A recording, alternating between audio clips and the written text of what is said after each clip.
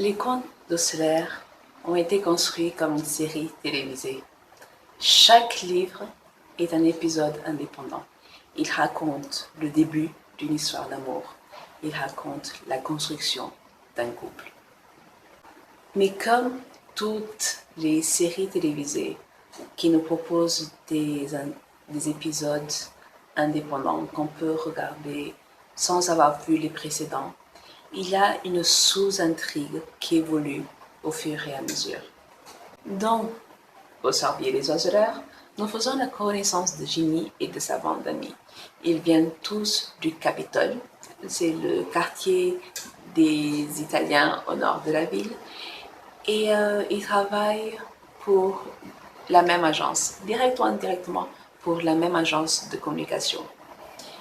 Ginny mène une vie qui devient de plus en plus lourde à supporter.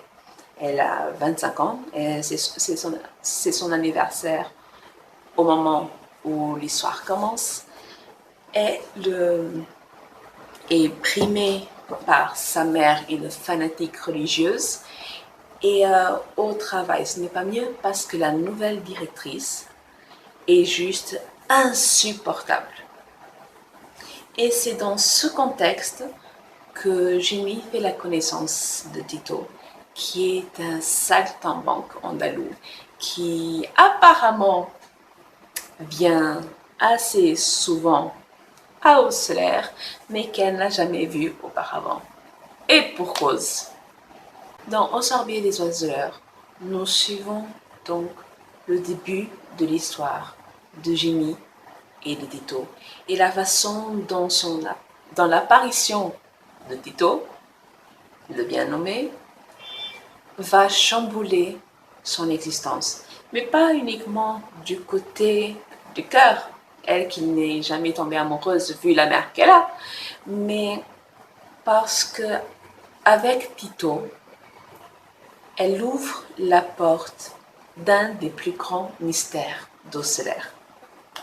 Maintenant que Ginny et Tito entament leur vie à deux, ou à trois, cela dépend de comment on compte ça, c'est au tour de Cassandra dans Tango à minuit. Cassandra est à un moment charnière de sa vie professionnelle. Avec le départ de son mentor et l'arrivée de la nouvelle directrice, elle sent qu'il faut qu'elle quitte ce cocon qui est l'agence parce que ça ne va pas être possible. Sa créativité n'est pas mise en lumière. Donc, avec ses amis et collègues, elle décide que, ok, plus qu'une campagne, elle s'en va. Ce sera son chant du cygne.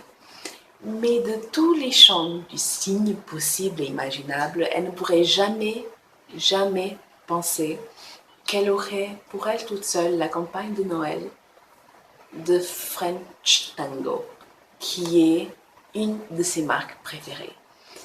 Et avec ça, elle ne pouvait pas imaginer que Philippe Krohn, le créateur, fondateur, le bijoutier de French Tango, serait aussi sexy. C'est comme ça.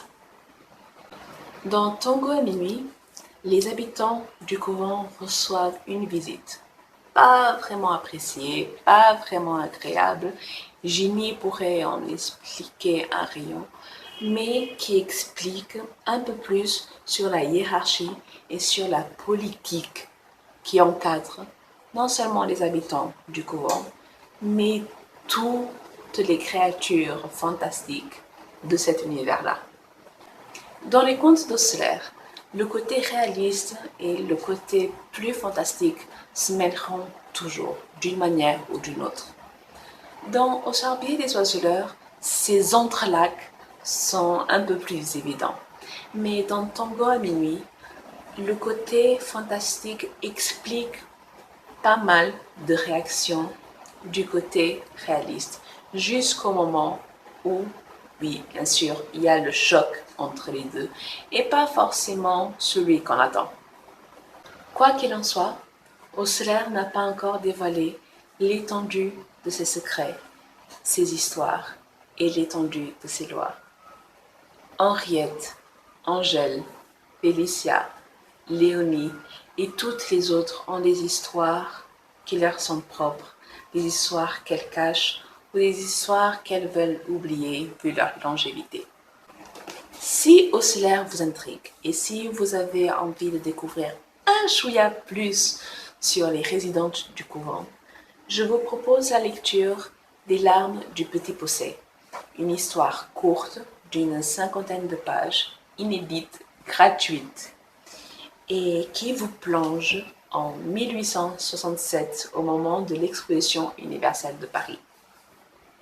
Ce qu'il faut savoir à l'époque de l'exposition universelle, c'est qu'alors qu'il y avait l'événement officiel, il y avait des expositions, des événements un peu plus officieux, pas très loin.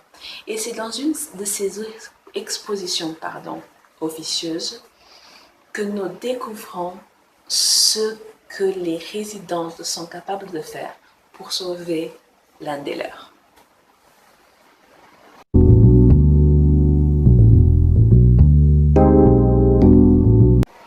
Vous avez tenu jusqu'au bout de la vidéo? Bravo! Pour ceux qui ont tenu jusqu'au bout de la vidéo, je peux vous dévoiler que le troisième conte suit l'histoire d'amour d'Iris. Mais avec qui?